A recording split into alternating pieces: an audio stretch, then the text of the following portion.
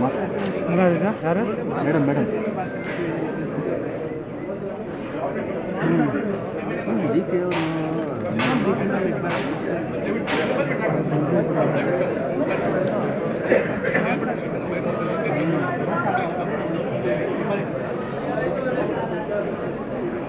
Sir ಅದು sir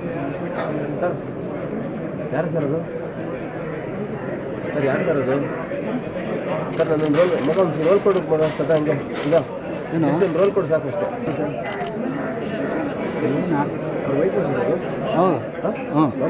ಅದು ಬಾರ ನಾನು ಹೇಳಿದ್ನಲ್ಲ ನಿನ್ನ ಸ್ಟೈಲಲ್ಲಿ ನಿಂತ್ಕೋ ಬಿಡು ನಾನು ಇಲ್ಲಿ ಇರ್ತೀನಿ ಸೈಡಲ್ಲಿ ನೋಡಿ ನನ್ನ ಪಿಕ್ಚರನ್ನು ಹೋಯ್ತು ನೀನು ನಿಂತರ ಮಾತಾಡ್ತಾ ಇದ್ದೆ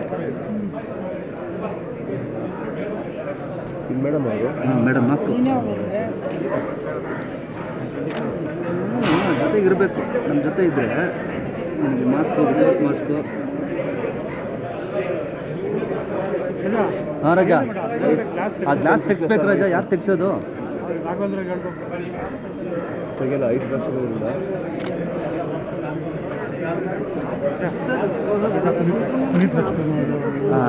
ಹಾಂ ಬಂದು ಬರಲಿ ಮೇಡಮ್ ಮಾಸ್ಕ್ ಬರಲಿ ಅಯ್ಯೋ ಇವ್ರು ಯಾರು ಗೊತ್ತಾಗಲ್ಲ ಓ ವೆಂಕಪ್ಪ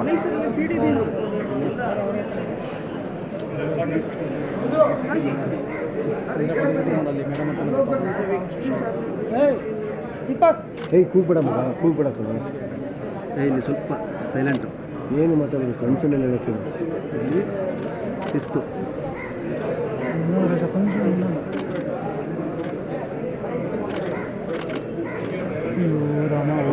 ಹೋಯ್ತು ಪಿಕ್ಚರ್ ಹೋಯ್ತು ಆ್ಯಕ್ಚುಲಿ ಇದ್ದಾರೆ ಬಟ್ ಇವ್ರು ಯಾರೋ ಇಲ್ಲಿ ಇವರು ಗನ್ಮೆನ್ ಇವರು ಕಬಡ್ಡಿ ಟೀಮೆಲ್ಲ ಓಡಾಡ್ತಿದಾರಲ್ಲಪ್ಪ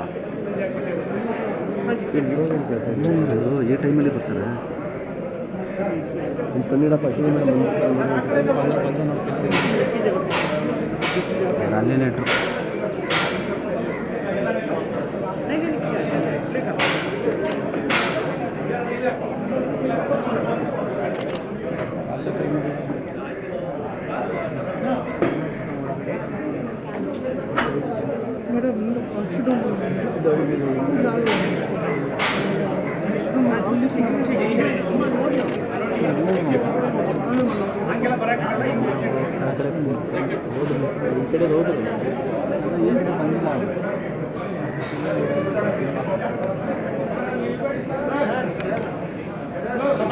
ಅಲ್ಲಿ ನಿಲ್ಲಿಸ್ಬೇಡಿ ಯಾರಿಗೂ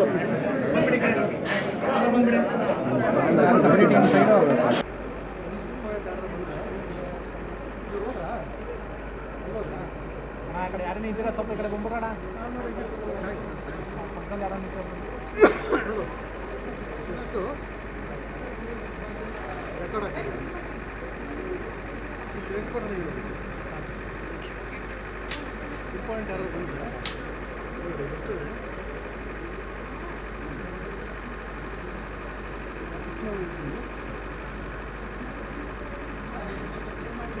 ಬನ್ನಿ ಬನ್ನಿ ಬನ್ನಿ ಬೇಗ ಬನ್ನಿ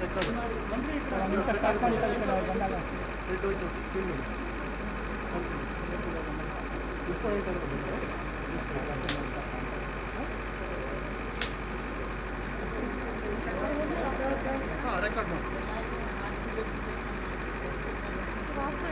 ಬಿಡ ಅವ್ರು ಹೋಗ್ತಿದ್ದಾರೆ ನೀವು ಹೋಗ್ತಿದ್ದಾರೆ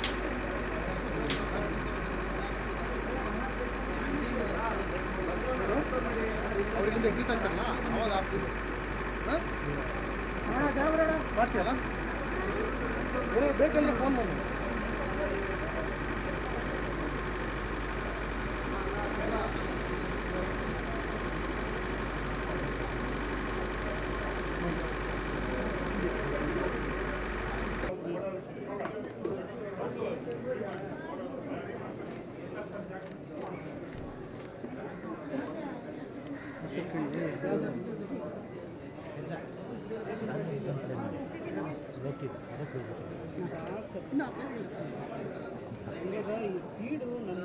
ಮಗ ಅಲ್ಲಾರಲ್ಲಿ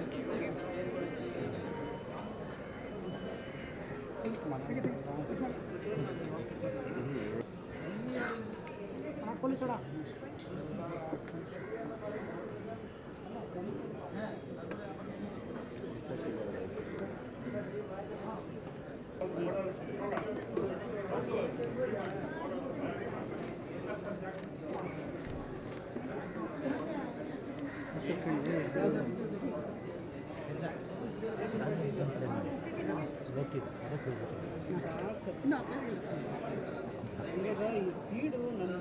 ಮಗ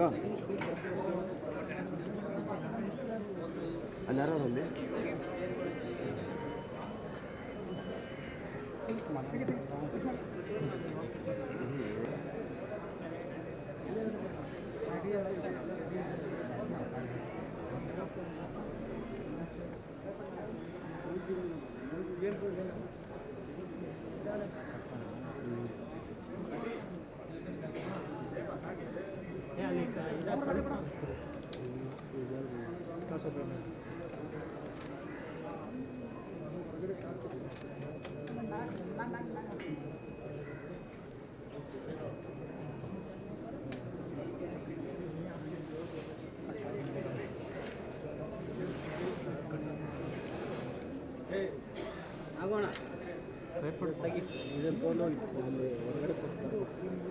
ಕೊಡೋದು ಇದು ನೋಡಿ ಇದು ಅದು ಹೋಗಲ್ಲ ಆಫೀಸಿಂದ ಬೇಕಾದ್ರೆ ನೋಡ್ಕೊಂತಿರೋದಿಲ್ಲ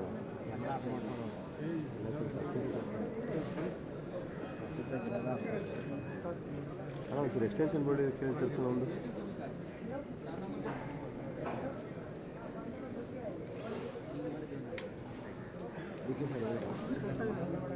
ಅದು ವಿಜಯ ಹತ್ರ ಇದ್ರೆ ವಿಜಯ್ ಇಸ್ಕೊಬ ಬೋಟಿ ಚೆನ್ನಾಗಿರುತ್ತೆ ವಿಜಯ್ ಇಸ್ಕೊಬಾರ. ಈ ನಾಡಿನ ಧೀಮಂತ ಮುಖ್ಯಮಂತ್ರಿ ಅಂಥ ಒಬ್ಬ ಹಿರಿಯ ಮುತ್ಸದ್ದಿ ರಾಜಕಾರಣಿಯನ್ನು ಇವತ್ತು ನಾವೆಲ್ಲರೂ ಕಳ್ಕೊಂಡಿದ್ದೀವಿ. ಬಹುಶಃ ರಾಜ್ಕುಮಾರ್ ಅವರ ಅಪಹರಣ ಆದಂಥ ಸಂದರ್ಭದಲ್ಲಿ ಅವ್ರು ಪಟ್ಟಂಥ ನೋವು, ಆ ಕಷ್ಟ, ಆ ದಿನಗಳನ್ನು ನೆನೆಸ್ಕೊಂಡ್ರೆ ಇವತ್ತು ಬಹಳ ಕಷ್ಟ ಆಗುತ್ತೆ ಅವ್ರ ಬಗ್ಗೆ ಮಾತನಾಡೋದಕ್ಕೆ. ರಾಜ್ಕುಮಾರ್ ಅವರು, ಎಸ್ ಎ ಗೋವಿಂದರಾಜ್ ಅವರು, ನಾಗಪ್ಪ ಇವರೆಲ್ಲ ಜೀವಂತವಾಗಿ ಈ ನಾಡಿಗೆ ಬರಬೇಕಾಗಿದ್ದರೆ ಆಗಿನ ಮುಖ್ಯಮಂತ್ರಿ ಎಸ್ ಎಂ ಕೃಷ್ಣ ಅವರು ಕಾರಣ. ಅವೆಲ್ಲವನ್ನು ನೆನೆಸ್ಕೊಂಡು ಇವತ್ತು ಎಷ್ಟು ಕಷ್ಟಪಟ್ಟರು ರಾಜ್ಕುಮಾರ್ ಅವ್ರನ್ನ ಇಸ್ಕೊಂಬರೋದಕ್ಕೆ ಅನ್ನೋದು ನಮ್ಮೆಲ್ರಿಗೂ ಹೇಳಲೇಬೇಕಾಗುತ್ತೆ. ನಾನು ಆಗಲೇ ಹೇಳಿದೆ, ಇಂಥ ಮುಖ್ಯಮಂತ್ರಿ ಎಂತೆಂಥ ಅಧಿಕಾರಿಗಳನ್ನು ಅಲಂಕರಿಸಿದರು, ವಿದೇಶಾಂಗ ಸಚಿವರಾಗಿ ಕೆಲಸ ಮಾಡಿದರು, ITBT ತಂದಂಥ ಮಹಾನ್ ವ್ಯಕ್ತಿ ಎಸ್ ಎಂ ಕೃಷ್ಣ ಅವರು. ನಾನು ಒಂದು ತಿಂಗಳ ಹಿಂದೆ ಅವರನ್ನು ನೋಡಿದೆ. ನಾನು ಕೇಳಿಕೊಂಡೆ ಭಗವಂತನಲ್ಲಿ, ಈ ನೋವನ್ನು ಅವರು ಕೊಡಬೇಡಪ್ಪ, ಬೇಗ ಕರ್ಕೊಂಬಿಡು ಅವನ್ನ ಅಂತ ಹೇಳ್ಬಿಟ್ಟು ಪ್ರಾರ್ಥಿಸ್ಕೊಂಡೆ. ಇವತ್ತು ಅಂಥ ಒಬ್ಬ ಮುಖ್ಯಮಂತ್ರಿ, ಬಹುಶಃ ರಾಜ್ಕುಮಾರ್ ಅವ್ರಿಗೆ ಬಹಳ ಪ್ರೀತಿ ಎಸ್ ಎಂ ಕೃಷ್ಣ ಅವ್ರ ಮೇಲೆ. ಯಾಕೆ ಅಂತ ಹೇಳಿದ್ರೆ ಅವತ್ತಿನ ದಿನಗಳೆಲ್ಲ ನೆನೆಸ್ಕೊಂಡು ಇವತ್ತು ನಾವು ಅವರನ್ನು ದೂರ ಮಾಡ್ಕೊಂಡಿದ್ವಿ. ಅವರ ಆತ್ಮಕ್ಕೆ ಭಗವಂತ ಶಾಂತಿ ಕೊಡಲಿ. ಎಸ್ ಎ ಗೋವಿಂದರಾಜ್ ಅವರು, ಇವತ್ತು ನಾವು ನಿಮ್ಮ ಮುಂದೆ ನಿಂತಿದ್ದೀವಿ ಅಂದರೆ ನಮ್ಮ ವೀರಪ್ಪನ ಅಪಹರಣದ ಕಾಲದಲ್ಲಿ ಅವರು ತೋರಿಸಿದಂಥ ಒಂದು ತಾಳ್ಮೆ ಇದೆಯಲ್ಲ, ಆ ಒಂದು ಇದರಿಂದನೇ ಇವತ್ತು ನಾವು ಜೀವಂತವಾಗಿ ಇಲ್ಲಿ ಬಂದು ನಿಂತ್ಕೊಳ್ಳಿಕ್ಕೆ ಕಾರಣಕರ್ತರಾದಂಥ ನಮ್ಮ ಸಾಹೇಬರು ಎಸ್ ಎಂ ಕೃಷ್ಣ ಅವರು. ಇವತ್ತು ಅವ್ರನ್ನ ಕಳ್ಕೊಂಡಿದ್ದೀವಿ. ತುಂಬ ಕಷ್ಟ ಆಗ್ತಾಯಿದೆ. ಭಗವಂತ ಅವರ ಆತ್ಮಕ್ಕೆ ಶಾಂತಿ ಸಿಗಲಿ. ಇವತ್ತು ಇಲ್ಲಿ ನಿಂತ್ಕೊಳ್ಳಿಕ್ಕೆ ಕಾರಣಕರ್ತರಾದಂಥ ಪುಣ್ಯಾತ್ಮನ ಕಳ್ಕೊಂಡು ತುಂಬ ದುಃಖ ಆಗಿದೆ. ಅವ್ರಿಗೆ ಆತ್ಮಕ್ಕೆ ಶಾಂತಿ ಸಿಗುತ್ತೆ ಮತ್ತೊಮ್ಮೆ ಹೇಳ್ತೀನಿ. ಅಷ್ಟೇ ನನ್ನ ಆ ಸಂದರ್ಭ ನೆನೆಸ್ಕೊಂಡ್ರು ಸರ್, ಅಪಹರಣ ಸಂದರ್ಭ. ಅದು ನಿಜವಾಗಿ ನಾವು ಒಳಗಡೆ ಇದ್ವಿ, ನಮಗೆ ಗೊತ್ತಾಗ್ತಿರಲಿಲ್ಲ. ಇಲ್ಲಿ ಬಂದ ಮೇಲೆ ಅವರು ಮಾಡಿದಂಥ ಕೆಲಸಗಳು ಎಲ್ಲ ಜನತೆ ಅವರು ಸೇರಿ ಮಾಡಿದಂಥ ಈ ಒಂದು ಏನು ನಮ್ಮನ್ನು ವಾಪಸ್ ಬರಲಿಕ್ಕೆ ಅವ್ರು ಪಟ್ಟಂಥ ಕಷ್ಟಗಳನ್ನೆಲ್ಲ ಕೇಳಿ ತುಂಬ ನಮಗೆ ನಾವೆಂಥ ಪುಣ್ಯವಂತರು ಅನಿಸ್ತಾ ಇತ್ತು. ಏಕೆಂದರೆ ಇಂಥ ಒಂದು ಮಹಾನ್ ವ್ಯಕ್ತಿ ಅವತ್ತಿನ ದಿವಸ ಆತನಿಂದ ನಾವು ಬಿಡುಗಡೆಯಾಗಿ ಹೊರಗಡೆ ಬರಲಿಕ್ಕೆ ಅವ್ರು ತೋರಿಸ್ತಂಥ ಒಂದು ಏನು ಕೆಲಸ ಕಾರ್ಯ ವೈಖರಿ ಇದೆಯಲ್ಲ, ಅದನ್ನು ನೆನೆಸ್ಕೊಳ್ತಾ ಇದ್ದರೆ ಅದನ್ನು ಯಾವ ಥರ ಹೇಳ್ಬೇಕು ಅಂತ ನನಗೆ ಗೊತ್ತಾಗ್ತಾ ಇಲ್ಲ. ಅವ್ರ ಆತ್ಮಕ್ಕೆ ಶಾಂತಿ ಸಿಗಲಿ ಅಂತ ಮತ್ತೊಮ್ಮೆ ಹೇಳಕ್ಕೆ ಇಷ್ಟಪಡ್ತೀನಿ. ರಮೇಶ್ ಈ ರಾಜ್ಯ ಕಂಡಂಥ ಅಪರೂಪವಾದ ಮುಖ್ಯಮಂತ್ರಿ ಹೇಳ್ಬೋದು. ಸಿಸ್ಟಮ್ಯಾಟಿಕ್ಕು, ಒಂದು ಎಜುಕೇಷನಲ್ಲಾಗಲಿ ಅವ್ರು ಮಾತಾಡೋ ಶೈಲಿಗಾಗಲಿ ಭಾಳ ಪ್ರೊಫೆಷನಲ್ ಆಗಿ ನಮ್ಮ ಕರ್ನಾಟಕ ಜನತೆಗೆ ಅವ್ರು ಕೊಟ್ಟಂಥ ಕೊಡುಗೆಗಳು ಅಮರವಾಗಿದೆ. 108 ದಿನಗಳ ರಾಜ್ಕುಮಾರ್ ಅಪಹರಣ ಆದಾಗ ಅವ್ರು ತಗೊಳ್ಳೋ ನಿರ್ಧಾರ ಶಾಂತರಿಂದ ರಾಜ್ಯದ ಶಾಂತಿಯನ್ನು ಕಾಪಾಡಿಕೊಂಡು ಅವರ ಜೀವಂತವಾಗಿ ಅವ್ರು ವಾಪಸ್ ಬರೋದಕ್ಕೆ ಮೂಲ ಕಾರಣಭೂತ ಯಾರಾದರೆ SM ಕೃಷ್ಣ ಇರಬೇಕು. ಎಲ್ಲರ ಕನ್ನಡಿಗರ ಮನೆಗಳಲ್ಲಿ ತಲುಪಿ ಅವ್ರಿಗೆ ಕೊಟ್ಟಿರುವಂಥ ಕೊಡುಗೆ, ಆಮೇಲೆ ನಮ್ಮ ರಾಜ್ಕುಮಾರ್ ಅವ್ರಿಗೆ ಬೆಂದಿರುವ ನಿಂತ್ಕೊಂಡು ಅವ್ರಿಗೆ ವಾಪಸ್ ಮನೆ ಕರ್ಕೊಂಬರುವಂಥ ಕೆಲಸ ಮಾಡೋರು ಯಾವಾಗಲೂ ನಮ್ಮ ಕನ್ನಡಿಗರು ಯಾರೂ ಮರೆಯೋದಿಲ್ಲ ಅಂತ ಒಂದು ವ್ಯಕ್ತಿ ಕಳ್ಕೊಂಡಿದ್ದಕ್ಕೆ ಭಾಳ ನಮ್ಮ ನೋವಾಗಿದೆ. ಚಿತ್ರರಂಗಕ್ಕೂ ಕೂಡ ಭಾಳಷ್ಟು ಅಪಾರವಾದ ಸೇವೆಗಳನ್ನು ಕೊಟ್ಟಿದ್ದಾರೆ. ಕರ್ನಾಟಕ ಜನತೆಗಳಿಗೆ, ಬಡಬಗ್ಗರಿಗೆ, particularly for irrespective of status, ದೊಡ್ಡವನಿರಲಿ, ಶ್ರೀಮಂತ ಇರಲಿ, ಬಡವ ಇರಲಿ, ಮಧ್ಯಮದವರೆಗೂ ಕೂಡ ಸಹಾಯ ಮಾಡೋಂಥ ಪ್ರವೃತ್ತಿಗಳು ಅಂತ ಒಂದು ದೊಡ್ಡ ಮುಖ್ಯಮಂತ್ರಿ ಕಳ್ಕೊಂಡು ನಮಗೆ ಭಾಳ ನಮ್ಮ ರಾಜ್ಯಕ್ಕೆ ತುಂಬ ನಷ್ಟ ಆಗಿದೆ. ಅವರ ಆತ್ಮಕ್ಕೆ ಶಾಂತಿ ಕೋರಲು ನಮ್ಮ ಎಂಟೈರ್ ಚಿತ್ರರಂಗ, ವಾಣಿಜ್ಯ ಮಂಡಳಿ, ಚಿತ್ರೋದ್ಯಮ, ನಿರ್ಮಾಪಕ ಸಂಘ, ಅವರ ಕಂಪ್ನಿಯ ಫ್ಯಾಮಿಲಿ ಜೊತೆ ನಾವು ಕೂಡ ಅವರು ನೋವಲ್ಲಿ ಭಾಗಿಗಳಾಗಿದ್ದು ಹೇಳ್ತಾ ಮತ್ತೊಮ್ಮೆ ಅವರ ಆತ್ಮಶಾಂತಿ ಅವ್ರು ಯಾವತ್ತೂ ಕೊಡುಗೆ ಅಪಾರವಾದು ಕೊಟ್ಟಿರೋದ ಕೊಡುಗೆ ಯಾವಾಗಲೂ ನಾವು ಮರೆಯೋದಿಲ್ಲ. ಭಗವಂತ ಅವ್ರಿಗೆ ಆತ್ಮಕ್ಕೆ ಶಾಂತಿ ಕೊಡಲಿ ಅಂತ ಹೇಳ್ತಿ ಮತ್ತೊಮ್ಮೆ ರಾಜ್ಕುಮಾರ್ ಅವರಿಗೆ ಅವ್ರದ್ದು ಏನಾರು ಅವ್ರು ಬಂದಿದ್ದಾರೆ ಅಂದರೆ ಅವರೇ ಮೂಲ ಕಾರಣಬಹುದು ಹೇಳ್ತಾ ನಾನು ಮಾತು. ಅಂಥ ಒಂದು ದೊಡ್ಡ ಮನುಷ್ಯ ಹಲವಾರು ಸಂದರ್ಭದಲ್ಲಿ ನಾನು ಅವ್ರ ಕೇಂದ್ರ ಮಂತ್ರಿ ಇದ್ದಾಗ ಲೋಕಸಭೆಯಲ್ಲಿದ್ದೆ. ನಾನು ಅವ್ರ ಜೊತೆಯಲ್ಲಿ ಒಂದಷ್ಟು ಒಡನಾಟ ಮತ್ತು ಕೆಲವಾರು ಅವ್ರ ಜೊತೆ ಚರ್ಚೆ ಮಾಡೋಕ್ಕೆ ಹೋದಾಗ ಅವರು ಹೇಳುವಂಥ ಒಂದೊಂದು ಪದನೂ ನಾವು ದಿವಸಾನುಗಟ್ಟಲೆ ಯೋಚನೆ ಮಾಡಬೇಕಾಗಿತ್ತು. ಆ ಥರದ ಒಂದು ಜನ. ಹಾಗಾಗಿ ನಮಗೆ ಇಡೀ ನನ್ನ ವೈಯಕ್ತಿಕವಾಗೂ, ನನ್ನ ಜಿಲ್ಲೆ, ನನ್ನ ರಾಷ್ಟ್ರಕ್ಕೂ ಇದರ ತುಂಬಲಾರ್ದ ನಷ್ಟನೇ. ಮತ್ತು ಅವರ ಅಂತಿಮವಾಗಿ ಏಜು ಏನೂ ಮಾಡಲಿಕ್ಕಾಗಲ್ಲ. ನಮ್ಮನ್ನು ಅಗಲಿದ್ದಾರೆ. ಅವರಿಗೆ ಆತ್ಮಿಕ ಶಾಂತಿ ಕೊಡ್ತೀವಿ. ಅವರ ಎಲ್ಲ ಅಭಿಮಾನಿಗಳಿಗೆ, ಕುಟುಂಬ ಸದಸ್ಯರಿಗೆ ಸಮಾಧಾನ ಕೊಡುವಂಥ ದೇವರು ಶಕ್ತಿ ಕೊಡಲಿ ಅಂತ ಬಯಸ್ತೀವಿ. ಬಹುಶಃ ಮಾನ್ಯ ಮುಖ್ಯಮಂತ್ರಿಗಳು ಆಗಲೇ ಘೋಷಣೆ ಮಾಡಿದ್ದಾರೆ ನಾಳೆ ರಜನ. ನಾಳೆ ಎಲ್ಲ ಸರ್ಕಾರದ ಸೌಲಭ್ಯದ 3 ದಿವಸ ಸಂತಾಪ ಇರುತ್ತೆ. ಸರ್ಕಾರದ ಎಲ್ಲ ಸವಲತ್ತಿನ ಇದರೊಳಗಡೆ ನಾಳೆ ಮಾಡ್ತೀವಿ. ಇವತ್ತು ಅವರೆಲ್ಲ ಕುಟುಂಬದ ಜೊತೆ ನಮ್ಮ ಉಪಮುಖ್ಯಮಂತ್ರಿಗಳು ತೀರ್ಮಾನ ಮಾಡಿ ಪ್ಲೇಸ್ ಬಗ್ಗೆ ಯಾವುದು ಏನು ಎಷ್ಟೊತ್ತಿಗೆ ಏನು ಅನ್ನೋದನ್ನು ಅವ್ರು ತೀರ್ಮಾನ ಮಾಡ್ತಾರೆ. ಬಹುಶಃ ನಾಳೆ ಎಲ್ಲ ಮುಗಿಯುತ್ತೆ ಕಾರ್ಯ. ಇದೊಂದು ದೊಡ್ಡ ತುಂಬಲಾರದ ನಷ್ಟ ನಮ್ಮೆಲ್ಲರಿಗೂ. ಸೊ ಅವರಿರೋದೇ ಒಂದು ನಮಗೆ ಭಾಗ್ಯ ಆಗಿತ್ತು. ಈ ದೇಶ ಕಂಡಂಥ ಒಬ್ಬ ಅಪ್ರತಿಮ ರಾಜಕಾರಣಿ ಇವತ್ತು ನಮ್ಮನ್ನು ಅಗಲಿದ್ದಾರೆ. ನಾನು 1999ರಲ್ಲೂ ಕೂಡ ಅವರು ಈ ರಾಜ್ಯದ ಮುಖ್ಯಮಂತ್ರಿಗಳಾಗಿದ್ದಂಥ ಸಂದರ್ಭದಲ್ಲಿ ನಾನು ಅವ್ರ ಜೊತೆಯಲ್ಲಿ ಶಾಸಕನಾಗಿ ಕೆಲಸ ಮಾಡ್ತಕ್ಕಂಥ ಒಂದು ಅವಕಾಶ ಸಿಕ್ಕಿತ್ತು. ಅವರೊಬ್ಬ ಮುಖ್ಯಮಂತ್ರಿಗಳಾಗಿ ಯಾವ ರೀತಿ ಈ ದೇಶ ಕರ್ನಾಟಕದ ಕಡೆ ನೋಡೋ ರೀತಿಯಲ್ಲಿ ಕೆಲಸವನ್ನು ಮಾಡಿದ್ರು ಅಂತ ಅನ್ನೋದು, ಮತ್ತು ಒಬ್ಬ ಶಿಸ್ತುಬದ್ಧ ರಾಜಕಾರಣಿ, ಇಡೀ ಜಾಗತಿಕ ಮಟ್ಟದಲ್ಲಿ ಇವತ್ತು ಬೆಂಗಳೂರಿನ ಕಡೆ ಜನ ದೃಷ್ಟಿ ಹರಿಸಲಿಕ್ಕೆ ಇವತ್ತು ಕಾರಣೀಭೂತರಾಗಿದ್ದಂಥ SM ಕೃಷ್ಣ ಸಾಹೇಬರು ಇವತ್ತು ನಮ್ಮನ್ನು ಅಗಲಿದ್ದಾರೆ. ಭಾಳ ಹತ್ತಿರದಿಂದ ಅವರ ನಡೆ ನುಡಿಗಳು, ಅವರು ಯಾವ ರೀತಿ ಮುಖ್ಯಮಂತ್ರಿಗಳಾಗಿ ಕೆಲಸ ಮಾಡಿದ್ರು, KPCC ಅಧ್ಯಕ್ಷರಾಗಿ ಅವರು ಯಾವ ರೀತಿ ಕೆಲಸ ಮಾಡಿದ್ರು ಅನ್ನೋದು ಕೂಡ ನಾವು ಹತ್ತಿರದಿಂದ ನೋಡ್ತಕ್ಕಂಥ ಸದಾವಕಾಶ ಸಿಕ್ಕಿತ್ತು. ಇವತ್ತಿನ ರಾಜಕಾರಣಿಗಳಿಗೆ ಅವರೊಬ್ಬರ ಮಾದರಿ ರಾಜಕಾರಣಿ ಅಂತ ಅನ್ನೋದನ್ನು ಈ ಸಂದರ್ಭದಲ್ಲಿ ಹೇಳ್ತಾ, ಭಗವಂತ ಅವರ ಕುಟುಂಬಕ್ಕೆ ಮತ್ತು ಈ ದುಃಖವನ್ನು ಭರಿಸ್ತಕ್ಕಂಥ ಶಕ್ತಿಯನ್ನು ಕೊಡಲಿ, ಅವರ ಆತ್ಮಕ್ಕೆ ಶಾಂತಿಯನ್ನು ನೀಡಲಿ ಅಂತ ಹೇಳ್ಬಿಟ್ಟು ನಾನು ಪ್ರಾರ್ಥನೆ ಮಾಡ್ತೀನಿ. ನಾವು ಬೆಳಗಾವಿಯಲ್ಲಿ ಬಿಸ್ನೆಸ್ ಬೆಳಗ್ಗೆ ಮುಖ್ಯಮಂತ್ರಿಗಳ ಕೂಡ ನಾನು ಬೆಳಗ್ಗೆ ಚರ್ಚೆ ನಾಳೆ ಬೆಳಗ್ಗೆ ಹಿಂದೆ ಬರೋಣ. ನಾಳೆ ಸರ್ಕಾರದ ರಜಾ ಘೋಷಣೆ ಆಗಿದೆ ಇಡೀ ರಾಜ್ಯದ ಉದ್ದಕ್ಕೂ ಕೂಡ. ಎಲ್ಲ ಸಾರ್ವಜನಿಕರು ಕೂಡ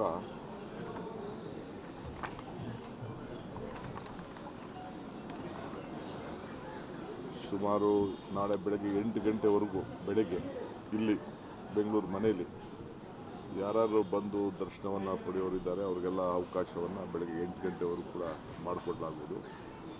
ಇದರಿಂದ 8 ಗಂಟೆ ಮೇಲೆ ಮದ್ದೂರಿಗೆ ಅವರ ಗೌರವ ಪಾರ್ಥಿವ ಶರೀರವನ್ನು ತೆಗೆದುಕೊಂಡು ಹೋಗಲಾಗ್ತದೆ. ಅಲ್ಲಿ ಸುಮಾರು 10:15 ಗಂಟೆಯಿಂದ ಮಧ್ಯಾಹ್ನ 3 ಗಂಟೆವರೆಗೂ ಮಂಡ್ಯ ಜನ, ಮದ್ದೂರು, ಮೈಸೂರವರು ಯಾರೇ ಬಂದರೂ ಕೂಡ ಅಲ್ಲಿ ದರ್ಶನಕ್ಕೆ ಇಡಲಾಗ್ತದೆ. ಅದಾದ ಮೇಲೆ ಸರ್ಕಾರ ಅದರ ಜವಾಬ್ದಾರಿ ತೆಗೆದುಕೊಂಡು ಅವರ ಗೌರವವನ್ನು ಯಾವ ರೀತಿ ಸಲ್ಲಿಸಬೇಕು ಅವರ ಪದ್ಧತಿ ಪ್ರಕಾರ ಅದನ್ನು ಫೈನಲ್ಲು 4 ಗಂಟೆಗೆ, ಆದರೆ 3 ಗಂಟೆಗೆ ದರ್ಶನ ಕ್ಲೋಸ್ ಆಗ್ತದೆ. ಸೊ ಅದಕ್ಕೆ ಯಾರೇ ಆಗಲಿ ದರ್ಶನ ಪಡೆಯೋ ಇಚ್ಛೆಯವರು 3 ಗಂಟೆ ಒಳಗಡೆ ಮದ್ದೂರಿಗೆ ಬಂದು ಅವರು ಬಂದು ದರ್ಶನವನ್ನು ಪಡ್ಬೋದು. ಅಂತಿಮ ನಮಸ್ಕಾರವನ್ನು ಸಲ್ಲಿಸಲಿಕ್ಕೆ ಒಂದು ಅವಕಾಶವನ್ನು ಕುಟುಂಬದ ಪರವಾಗಿ ಮತ್ತು ಸರ್ಕಾರದ ಪರವಾಗಿ 2 ವಿಚಾರದಲ್ಲೂ ಕೂಡ ನಾನು ಈ ಘೋಷಣೆಯನ್ನು ನಾನು ಮಾಡ್ತಾ ಇದ್ದೀನಿ. Today till tomorrow morning 8 AM we will permit anyone who wants to desire to pay their respect in Bangalore at the residence will be allowed here. So morning at 8 o'clock the SM Krishna's body will be taken to Madhur, Somali in his own land. He will be there, and from 10:30 there will be a stop at Ramnagara, Chenpatna, and then at Madhur on the way. Then at till 10:30 we will reach to Madhur, that is Somali. From there we'll till 3 o'clock all of them will be allowed to have their darshan, and the family rituals will be conducted for 1 hour. Then 4 o'clock the state honor will be conducted, and its last rites will be done. So behind relationship with the family, you spent a lot of time with him. He was a guide to many of you. So what do you want to say? How you remember him? See, I don't want to discuss all those issues right now. He's a great visionary. I don't want, if I try to go on telling about our relationship and his contribution to the state, it takes hours together. One thing, Kengal Hanumanthayar built Vidhan Soda, SM Krishna built Vidhan Soda and Udyoga Soda. If at all you see a Bangalore International Airport, if you see a metro ride, Nama Metro, it is his contribution. This last budget was 26,000 crores. Today, 3.5 lakh crore budget. It is who took a tough decision on the Breweries Corporation. From a young child, giving food to a young child, midday meal program, this Sri Shakti program, and this Bhumi is connected to every common farmer should get the RTC card, and a farmer and a small village man should get a good health insurance called Yashaswini. All this is his contribution, and bringing Bangalore on the international global map. You remember Vajpayee telling at the laying day of the foundation that the world leaders started coming to Bangalore, and Bangalore was being seen as the world's important destination in India. So that is what he has contributed, and he has given a big governance. He is a model of governance, well spoken, highly educated, and I think Karnataka is proud to receive. Forget that he is my relative, is my political mentor. That is a different issue. But his contribution is cannot be forgotten. He has left a big legacy to all of us. Lot of things to learn from him, and I think I'm proud to tell that we have learned a lot of things from him, and we are following his The slogan Brand Bangalore started from him, sir. Do you think that I will discuss all those things later issue. There are a lot of things. Sir ನೀವು ಕೊನೆಯ ಬಾರಿಗೆ meet ಆಗಿದ್ಯಾ ನೋಡಪ್ಪ, ನಾನು ಈ ಕುಟುಂಬದವರು, ನಂದು ಯಾವ್ದು ಭೇಟಿ, ಪಾರ್ಟ್ ಆಫ್ ದಿ ಫ್ಯಾಮಿಲಿ ಈಗ, ಅದು ಎಲ್ಲರಿಗೂ ಗೊತ್ತಿದೆ. ನಾನು ಹೆಂಗೆ ಹೇಳಲಿ, ನಿಮ್ಮವರ ಸಂಬಂಧ ತಂದೆ ಮಗನ ಸಂಬಂಧ ಎಲ್ಲರಿಗೂ ಗೊತ್ತಿರುವಂಥ ವಿಚಾರ. ನಾನು ಅದ್ರ ಬಗ್ಗೆ ಹೆಚ್ಚಿಗೆ ಹೇಳೋಂಥದ್ದು ಇನ್ನೇನು ಈಗ ಬೇಡ, ಮಾತು ಬೇರೆದಿದ್ದಲ್ಲಿ ನಾನು ಅದೆಲ್ಲ ಮಾತಾಡ್ತೀನಿ. ನಾನು ಅವರ ಕಾಣಿಕೆ ಏನು ಅನ್ನೋದನ್ನು ರಾಜ್ಯಕ್ಕೆ ಗೊತ್ತಿದೆ, ನಮ್ಗೆ ಯಾವ ರೀತಿ ಮಾರ್ಗದರ್ಶನ ಕೊಟ್ಟಿದೆ ಅಂತ ನಮ್ಮ ಬದುಕಿನ ಬದಲಾವಣೆನೇ ನಿಮಗೆಲ್ಲ ಕಾಣ್ತಾ ಇದೆ. ಅವರು ಮುಖ್ಯಮಂತ್ರಿಗಳಾಗಿದ್ದಾಗ ಮಾಡಿದಂಥ ಒಂದು ಸಾಧನೆ ನಾನು ಏನು ಹೇಳಲಿ, ಸಾಧನೆ ಎಲ್ಲ ನಿಮ್ಮ ಕಣ್ಣಲ್ಲೇ ಇದೆ. ವಿಕಾಸಸೌಧ ಅಂದರೆ ರಾಜ್ಯಕ್ಕೆ ವಿಕಾಸ ಆಗಲಿ ಅಂತೇಳಿ ವಿಕಾಸಸೌಧ ಕೊಟ್ಟಿದ್ರು.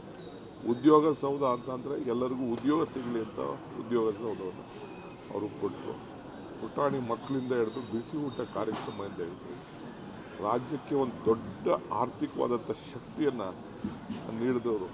ಇವತ್ತು ಬ್ರಿವೇಜ್ ಕಾರ್ಪೊರೇಷನ್ ಪ್ರಾರಂಭ ಮಾಡಿ ರಾಜ್ಯಕ್ಕೆ ಹೆಚ್ಚು ಹಣ ಶೇಖರಣೆ ಮಾಡಬೇಕಾಗಿತ್ತು ಅಂದರೆ ಅವರು ಕಾವೇರಿಗೋಸ್ಕರನೇ ಅಧಿಕಾರನ ತ್ಯಾಗ ಮಾಡೋಂಥ ಒಂದು ಪರಿಸ್ಥಿತಿ ಬಂದಿತ್ತು.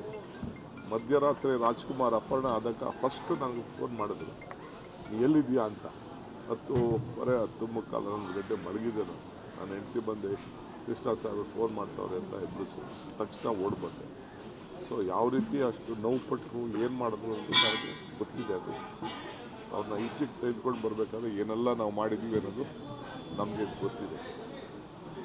ಅಷ್ಟು ಒಂದು ಆ ರಾಜಕಾರಣದಲ್ಲಿ ಗೌರ್ನೆನ್ಸ್, ಕರ್ನಾಟಕ ರಾಜ್ಯಕ್ಕೆ ಒಂದು ಗೌರ್ನೆನ್ಸ್ ಅನ್ನೋ ಒಂದು ಪದಕ್ಕೆ, ಆಡಳಿತಕ್ಕೆ ಒಂದು ದೊಡ್ಡ ಶಕ್ತಿಯನ್ನು ಕೊಟ್ಟದ್ದನ್ನು ನಾವೆಲ್ಲ ಕೂಡ ಮರೆಯಲಿಕ್ಕೆ ಸಾಧ್ಯ ಇಲ್ಲ. ಒಂದು ಉತ್ತಮವಾದಂಥ ಒಂದು ಆಡಳಿತಗಾರರು.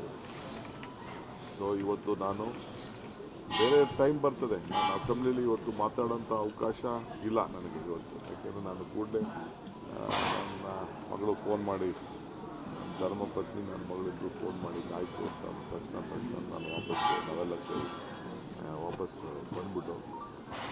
ಸೊ ಅದರಿಂದ ತಮ್ಮ ಹೇಳಿರೋದು ಹೊಸ ಕರ್ನಾಟಕಕ್ಕೆ ನಿರ್ಮಾಣ ಮಾಡೋಂಥ ಒಂದು ಫೌಂಡೇಶನನ್ನು ಹಾಕಿದಂಥ ಒಬ್ಬ ಧೀಮಂತ ನಾಯಕ ಇವತ್ತು ನಾವೆಲ್ಲ ಕಳ್ಕೊಂಡಿದ್ದೇವೆ. ಇಷ್ಟು ಮಾತ್ರ ಈ ಸಂದರ್ಭದಲ್ಲಿ ನಾನು ಹೇಳ್ತೀನಿ. ಇವತ್ತು ಬೆಂಗಳೂರಿನ ಜಾಗತಿಕ ಮಟ್ಟಕ್ಕೆ ತೆಗೆದುಕೊಂಡು ಹೋಗೋಕ್ಕೆ ಅವರು ಕೊಟ್ಟಂಥ ಕೊಡುಗೆ ನಮ್ಮ ಕಣ್ಣುಗಳೇ ಸಾಕ್ಷಿ. ಇಲ್ಲಿ ಉದ್ಯೋಗಗಳು ಸೃಷ್ಟಿ ಮಾಡಿರೋದು ನಿಮ್ಮೆಲ್ಲರ ಕಣ್ಣುಗಳೇ ಸಾಕ್ಷಿ.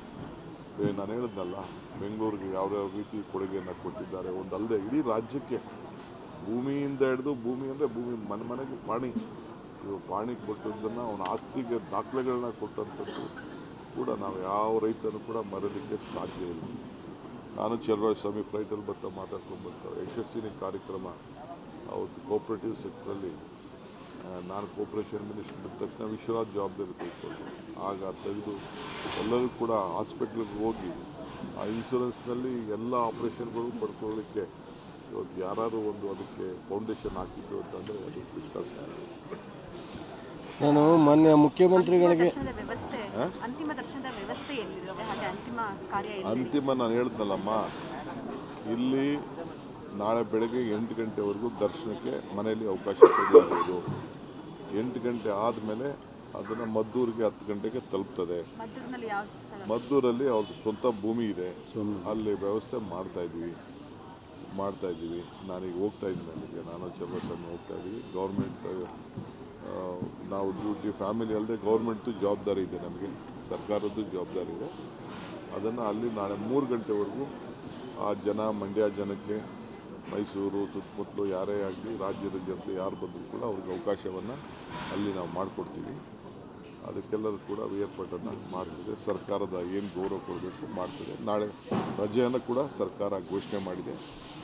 ಎಲ್ಲ ಶಾಲಾ ಕಾಲೇಜುಗಳು ಕೂಡ ನಾವು ಘೋಷಣೆ ಮಾಡಿದ್ವಿ. ಗೌರ್ಮೆಂಟ್ ಆರ್ಡ್ರು ಕೂಡ ಈಗಾಗಲೇ ಇನ್ಕ್ಲೂಡಿಂಗ್ ವಿದ್ಯಾಸಂಸ್ಥೆಗಳು. ಆಮೇಲೆ 3 ದಿನ ಶೋಕ ಆಚರಣೆ ಕೂಡ ಇರ್ತದೆ. ಯಾವ ಕಾರ್ಯಕ್ರಮ, ಸರ್ಕಾರಿ ಕಾರ್ಯಕ್ರಮ, ಯಾವ ಕಾರ್ಯಕ್ರಮ ಕೂಡ 3 ಡೇಸ್ ಇರೋದಿಲ್ಲ. ಅರ್ಧ ಫ್ಲಾಗನ್ನು ಕೂಡ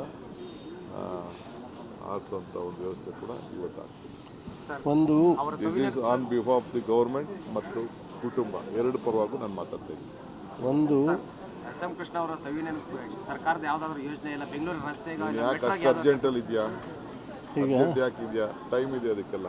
ಈಗ ನಾನು ಮುಖ್ಯಮಂತ್ರಿಗಳಿಗೆ ಉಪಮುಖ್ಯಮಂತ್ರಿಗಳಿಗೆ ನಾನು ಪತ್ರ ಕೊಟ್ಟು ವಿನಂತಿ ಮಾಡ್ತೀನಿ. ನಾಲೆಡ್ಜ್ ಸಿಟಿ ಬೆಂಗಳೂರು ಭಾಗದಲ್ಲಿ ಎಲೆಕ್ಟ್ರಾನಿಕ್ ಸಿಟಿ ಇರ್ಬೋದು, ಇನ್ನೆಲ್ಲರೂ ಒಂದಲ್ಲಿ ಅವರ ಹೆಸರಿನಲ್ಲಿ ಮಾಡಬೇಕು ಅನ್ನೋ ಒಂದು ಕೋರಿಕೆಯನ್ನು ನಮ್ಮ ಜಿಲ್ಲೆ ಪರವಾಗಿ, ನಮ್ಮೆಲ್ಲ ರಾಜ್ಯದ ಜನರ ಪರವಾಗಿ, ಅವರ ಅಭಿಮಾನಿಗಳ ಪರವಾಗಿ ನಾನು ಮುಖ್ಯಮಂತ್ರಿಗಳನ್ನ ಉಪಮುಖ್ಯಮಂತ್ರಿಗಳನ್ನ ಕೋರಲಿದ್ದೇನೆ. ನಾಳೆ ನಾಡಿದ್ದು ಮಾಡಬೇಕು ಸರ್. ಸ್ವಲ್ಪ ಅಲ್ಲಿ ಬಿಡಲ್ಲಿ ಅದು ಸರ್ ಕೆಲವೊಂದು ಬಂದಿಲ್ಲ ಸರ್. ಸರ್ ಕೆಲವೊಂದು ಮೈಕಲ್ಲಿ ಈಗ ಬೆಂಗಳೂರು ವ್ಯಾಪ್ತಿನಲ್ಲಿ ಈಗ ಎಲೆಕ್ಟ್ರಾನಿಕ್ ಸಿಟಿ ಇದೆ, ಇನ್ನೂ ಮುಂದುವರೆದಂಥ ಅನೇಕ ಭಾಗಗಳಲ್ಲಿ ಈಗ ನಮ್ಮ KDBಯಿಂದ ಮಾಡ್ತಾಯಿದ್ದೀವಿ. ಯಾವುದಾದ್ರು ಒಂದು ಭಾಗದಲ್ಲಿ SM ಕೃಷ್ಣ ಅವರ ಹೆಸರಿನಲ್ಲಿ ನಾಲೆಡ್ಜ್ ಸಿಟಿ ಅಂತೇಳಿ ಘೋಷಣೆ ಆಗಬೇಕು ಅಂತೇಳಿ ಮಾನ್ಯ ಮುಖ್ಯಮಂತ್ರಿಗಳನ್ನ ಉಪಮುಖ್ಯಮಂತ್ರಿಗಳನ್ನ ನಾನು, ನಮ್ಮೆಲ್ಲ ಸ್ನೇಹಿತರು, ನಮ್ಮ ಮಂಡ್ಯ ಜಿಲ್ಲೆಯ ಜನರು ಮತ್ತು ರಾಜ್ಯದ ಅವರ ಅಭಿಮಾನಿಗಳ ಪರವಾಗಿ ಕೋರಿಕೆ ಮಾಡಬೇಕು ಅಂತ ತೀರ್ಮಾನ ಮಾಡಿದ್ದೀವಿ. ಟೀಕೆಯನ್ನು ಮಾಡುವಂಥ ಏನೇನು ಇರಲಿಲ್ಲ ಅವರು. ಮತ್ತು ಬೆಂಗಳೂರಿನ ಅಭಿವೃದ್ಧಿ, ITBT, ಮೆಟ್ರೋ ಇಂಥ ವಿಷಯಗಳಲ್ಲಿ ಹೆಚ್ಚು ಗಮನವನ್ನು ಹರಿಸಿ ಬೇರೆ ಯಾವುದಕ್ಕೂ ವಿಷಯಾಧಾರಿತ ಚರ್ಚೆ ಮಾಡ್ತಾ ಇದ್ದೀವಿ. ನನಗೆ 99ರಲ್ಲಿ ಪ್ರಥಮ ಬಾರಿ ಪಕ್ಷೇತರನಾಗಿ ನಿಂತಿದ್ದೆ. ಹೇಳಿ ಕಳಿಸಿದ್ರು ಶಿವಕುಮಾರ್ ಅವ್ರು ಫೋನ್ ಮಾಡಿ SM ಕೃಷ್ಣ ಅವ್ರು ನಿಮ್ಮನ್ನು ಭೇಟಿ ಆಗಬೇಕಂತ ಕೇಳಿದ್ರು. ನಾನು ಹೋದಾಗ ಅವ್ರು ಕೇಳಿದರು, ನಮಗೆ ಸ್ವಲ್ಪ ಮೆಜಾರಿಟಿ ಕಮ್ಮಿ ಆಗ್ಬೋದು, ಬೆಂಬಲವನ್ನು ಕೊಡ್ತೀರಾ ಕೇಳಿದರು. ನಾನು ಅದು ಕೇಳಿದೆ, ಇನ್ನೂ ರಿಸಲ್ಟೇ ಬಂದಿಲ್ಲ ಸರ್, ನಾನು ಹೇಗೆ ಹೇಳಲಿ ಅಂತ ಕೇಳಿದೆ. ಅದಕ್ಕೆ ಅವ್ರು ಹೇಳಿದರು, ಇಲ್ಲ ಇಲ್ಲ ನೀವು ಖಂಡಿತ ಗೆಲ್ತೀರಿ, ಸಪೋರ್ಟ್ ಮಾಡ್ತೀನಿ ಅಂತ ಹೇಳಿದ್ರು. ಅಂದಿನಿಂದ ಇಂದಿನವರೆಗೂ ಭಾಳ ಒಳ್ಳೆಯ ಒಂದು ಸಂಬಂಧವನ್ನು ಇಟ್ಕೊಂಡಿದ್ದೆ ಅವ್ರ ಹತ್ರ. ಅದರಿಂದ ಆ ಕಾಲ ಇನ್ನು ಮರಳಿ ಬರಬೇಕು ಅಂತ ನಾನು ಹಾರೈಸ್ತೇನೆ. ಸದನದಲ್ಲಿ ಯಾವ ರೀತಿ ಚರ್ಚೆ ಆಗ್ತಾಯಿತ್ತು, ಅವರ ಸಂದರ್ಭದಲ್ಲಿ ಯಾವ ರೀತಿ ಆ ಸಂದರ್ಭ ಪುನಃ ವಾಪಸ್ ಮರಳಿ ಬರಲಿ ಅಂತ ನಾನು ಹಾರೈಸ್ತೇನೆ. ಅವರ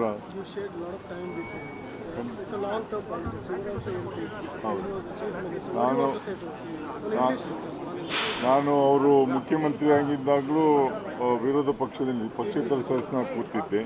ಅವರು ಕೇಂದ್ರದಲ್ಲಿ ವಿದೇಶಾಂಗ ಸಚಿವರಾಗಿದ್ದಾಗಲೂ ನಾನು MP ಆಗಿ ಕೆಲಸವನ್ನು ಮಾಡಿದ್ದೇನೆ. ಇನ್ನೊಂದು ಬಾರಿ ಅವರು ವಿರೋಧ ಪಕ್ಷದಲ್ಲೇ ಬಂದುಬಿಟ್ಟು, ನಾನು 2ನೇ ಬಾರಿ ಪಕ್ಷೇತರನಾಗಿ ಗೆದ್ದಾಗ ಅವರು ವಿರೋಧ ಪಕ್ಷದಲ್ಲಿ, ಅವರು ಪಕ್ಷದ ಮುಖ್ಯಮಂತ್ರಿ ಆಗಿರಲಿಲ್ಲ. ಆದರೆ ಅವರ ಸಂಬಂಧ ಶಾಸಕರ ಜೊತೆ ಏನಿತ್ತು ಅದನ್ನು ನೆನಪು ಮಾಡಿಕೊಳ್ತಾ ಇರಬೇಕಾಗ್ತದೆ. ಯಾವತ್ತೂ ಒಬ್ಬ ಮುಖ್ಯಮಂತ್ರಿ ಯಾವ ರೀತಿಯಲ್ಲಿ ಸದಸ್ಯರನ್ನು ತಗೊಂಡು ಹೋಗಬೇಕು. ಮತ್ತು ಖಂಡಿತವಾಗಿ ರಾಜ್ಯಕ್ಕೆ Sir, Karnataka has lost its tallest political stalwart, SM Krishna, who passed away yesterday. How do you look at it? He is someone who we remember very fondly, and his contribution to the Karnataka state was immense. He was like family to us, so it's certainly a sad day. And like I said, his contribution to Bengaluru, Karnataka state will be fondly remembered. And his support to sport as well is something that we all fondly remember. Thank you. ಅಧಿಕಾರ ಅಂತ ಭಾವಿಸಲೇ ಇಲ್ಲ. ಅವರು ಭಾವಿಸಿದ್ದು ಜನ ನಮಗೆ ಜವಾಬ್ದಾರಿ ಕೊಟ್ಟಿದ್ದಾರೆ ಅಂತ ಹೇಳಿದರು. ಆ ಜವಾಬ್ದಾರಿಯನ್ನು ಸೂಕ್ಷ್ಮವಾಗಿ ನಿರ್ವಹಿಸಿ ಈ ರಾಜ್ಯದ ಪ್ರಸಿದ್ಧ ಮುಖ್ಯಮಂತ್ರಿಗಳಾದರು, ರಾಷ್ಟ್ರದ ಪ್ರಜೆ ಆದರು, ವಿದೇಶಗಳಲ್ಲಿಯೂ ಹೋಗಿ ಬಂದರು. ತಮ್ಮ ಕೆಲಸವನ್ನು ಸಂಪೂರ್ಣವಾಗಿ ಇವತ್ತು ಭಗವಂತನಲ್ಲಿ ಐಕ್ಯರಾಗಿದ್ದಾರೆ. ಅದೇ ನಮಗೆ ಸಮಾಧಾನ. ಬೆಳಕು ಎಲ್ಲಿದೆ ಅಂದರೆ ಸೂರ್ಯ ಮುಳುಗಿದ ಮೇಲೆ ಚಂದ್ರ ಮುಳುಗಿದ ಮೇಲೆ ಅಗ್ನಿ ಮುಳುಗಿದ ಮೇಲೆ ಮಾತು ನಿಂತ ಮೇಲೆ ಮನಸ್ಸು ಹೋದ ಮೇಲೆ ಆತ್ಮದಲ್ಲಿ ಇವತ್ತು ಅವರು ಪರಿಪೂರ್ಣರಾಗಿ ಹೋಗಿದ್ದಾರೆ. ಭಗವಂತನಲ್ಲಿ ಪ್ರಾರ್ಥನೆ ಮಾಡ್ತಾನೆ, ಅವರಿಗೆ ಚಿರಶಾಂತಿಯನ್ನು ಕೊಡಲಿ ಅಂತ ಮಾತಾಡ್ತಾ ಇದ್ದೀನಿ. ಗೊತ್ತಾ ನಾನು ಯಾರಂತ? ನನಗೆ ಗುರುತಿಸ್ತಾರ ಇಲ್ಲ? 20 ವರ್ಷ ಹಿಂದೆ ನಾನು SM ಕೃಷ್ಣ ಸಂಪುಟದಲ್ಲಿ ಮಂತ್ರಿಯಾಗಿ ಕೆಲಸ ಮಾಡಿದೆ. ಇವತ್ತು ಅವರ ನಿಧನ ಬಗ್ಗೆ ಕೇಳಿ ನನಗೆ ತುಂಬ ದುಃಖ ಆಯಿತು. ಅವರು ನಮ್ಮ ಪ್ರಿಯರಾದ ಮುಖಂಡರು ಮತ್ತು ನಮ್ಮ ಫ್ಯಾಮ್ಲಿ ಫ್ರೆಂಡು ಆಗಿದ್ದರು ಅವರು ಮತ್ತು ಪ್ರೇಮಕ್ಕ. ಮತ್ತು ಕರ್ನಾಟಕ ಸುಧಾರಣೆಗೋಸ್ಕರ ಅವರು ತುಂಬ ಪ್ರಯತ್ನ ಪಟ್ಟರು. ಅವರ ಕಾಲಾವಧಿನಲ್ಲಿನೂ ಅವ್ರಿಗೆ ತುಂಬ ಕಷ್ಟ ಇತ್ತು. ಕಾವೇರಿ ನೀರು ಬಗ್ಗೆ ಮತ್ತು ರಾಜ್ಕುಮಾರ್ ಅಪಹರಣ ಬರೀ ನಾನು ದೇವರ ಹತ್ರ ಪ್ರಾರ್ಥನೆ ಮಾಡ್ತೀನಿ. ಅವ್ರು ಯಾವಾಗಲೂ ನನಗೆ ಮಾರ್ಗದರ್ಶನ ತೋರಿಸಿದ್ದು, ಅದಕ್ಕೆ ದೇವರ ಅವಕ್ಕೆ ಸುಖ ಶಾಂತಿ ಕೊಡಿ ಅಂತ ನಾನು ಪ್ರಾರ್ಥನೆ ಮಾಡಿದೆ. ಅವ್ರ ಕ್ಯಾಬಿನೆಟಲ್ಲಿ ನಾನು ಮಂತ್ರಿ ಇದ್ದಾರೆ, ವೈದ್ಯಕೀಯ ಶಿಕ್ಷಣ ಮಂತ್ರಿ. ಹೆಂಗಿತ್ತು ಮೇಡಮ್? ಯಾವ ಥರ ನಡ್ಕೊತಿದ್ರು ಸರ್? ಅಂದರೆ ಯಾವ ಥರ ಇರ್ತಿದ್ರು? ನಾನೇ ಆಡಳಿತ ವೈಖರಿ ಯಾವ ಥರ ಇತ್ತು ಅಂತ? ಆಡಳಿತ ವೈಖರಿ ಯಾವ ಥರ ಇತ್ತು ಅಂತ? ಯಾವ ಥರ ಇತ್ತು ಅಂತ ಮೇಡಮ್? ಸರ್ದು ಆಡಳಿತ ಯಾವ ಥರ? ಅಯ್ಯೋ, ಅವರ ಆಡಳಿತದಲ್ಲಿ ತುಂಬ ಎಲ್ಲರಿಗೂ ಹಿಡಿತನಲ್ಲಿ ಇಟ್ಟಿದ್ರು. ಈ ಕಾಲದಲ್ಲಿ ಮಂತ್ರಿಗಳು ಅಲ್ಲ, ಯಾರಿಗೂ ಸ್ವಲ್ಪನೂ ಶಿಸ್ತಿಲ್ಲ. ನಮ್ಮ ಕಾಲಾವಧಿ ಬೇರೆ, ಗೋಲ್ಡನ್ ಪೀರಿಯಡ್ ಅಂತ ಹೇಳ್ಬೇಕು.